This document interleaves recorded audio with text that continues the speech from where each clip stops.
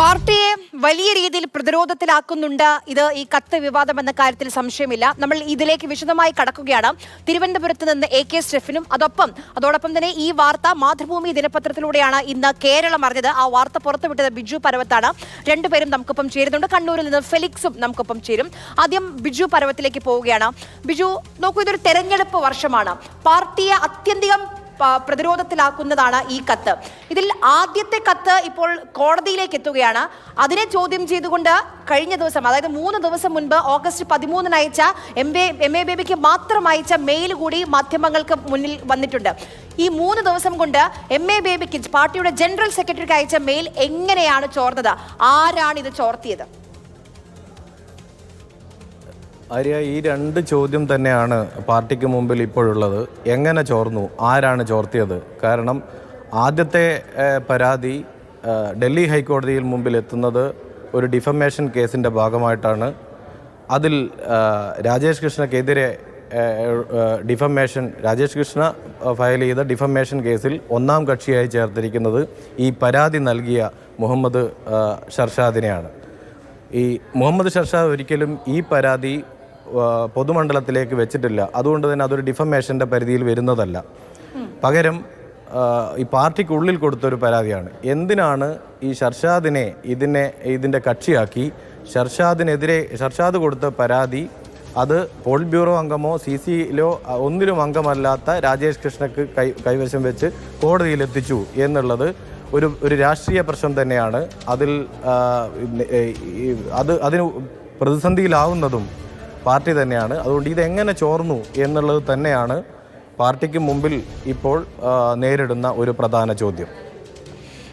ബിജു, ഇന്നിപ്പോൾ ഷർഷാദ് അല്പസമയം മുൻപ് മാധ്യമങ്ങളോട് വിശദമായി സംസാരിക്കുന്നുണ്ട്.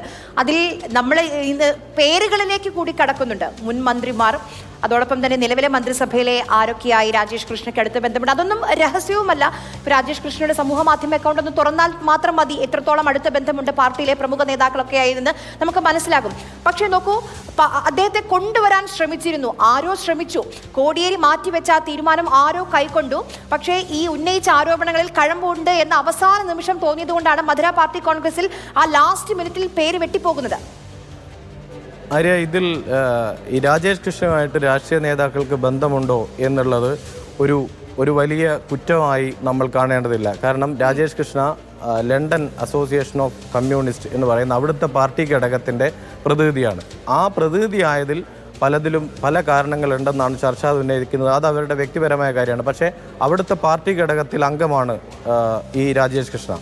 അവരുമായിട്ടൊരു രാഷ്ട്രീയ നേതാവിന് ബന്ധമുണ്ട് എന്നുള്ളത് ഒരു മഹാപാതകമായി നമുക്ക് കാണാൻ പറ്റില്ല. പക്ഷെ ഇപ്പം ഷർഷാദ് പറയുന്ന ഒരു കാര്യം, അതായത് കടലാസ് കമ്പനി ഉണ്ടാക്കി 2016 വരെ ഒരു ബെഡ്റൂം പോലും ഷെയർ ചെയ്തിട്ടാണ് ലണ്ടനിൽ താമസിച്ചുകൊണ്ടിരുന്നത് രാജേഷ് കൃഷ്ണ.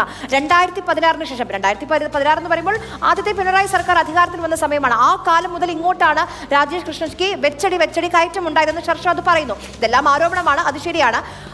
അവിടെ രാജേഷ് കൃഷ്ണ കടലാസ് കമ്പനി ഉണ്ടാക്കി സർക്കാർ പദ്ധതിയിൽ നിന്ന് പണം തട്ടി എന്ന് പറയുമ്പോൾ അത് പാതകമാണ്. അത് നമ്മളെല്ലാവരെയും ബാധിക്കുന്ന ഒരു വിഷയം കൂടിയാകുന്നു. അവിടെയാണ് അതിന്റെ അതായത് പാർട്ടി നേതാക്കളുമായും മന്ത്രിമാരുമായും ഈവൻ മുഖ്യമന്ത്രിയുടെ പേര് പോലും ഇതിനുണ്ട്. ഈ ബന്ധങ്ങൾ ഉപയോഗിച്ചുകൊണ്ട് രാജേഷ് കൃഷ്ണ ഏതെങ്കിലും രീതിയിലുള്ള നിയമവിരുദ്ധ പ്രവർത്തനങ്ങൾ നടത്തിയിട്ടുണ്ടോ, അല്ലെങ്കിൽ അങ്ങനെ ആ ഭാഗമാണ് അത് ഉൾപ്പെടുന്നതാണ് ഷർഷാദിൻ്റെ പരാതി എന്നുള്ളതാണ് ഈ പരാതിയുടെ ഗൗരവം വർദ്ധിപ്പിക്കുന്നത്.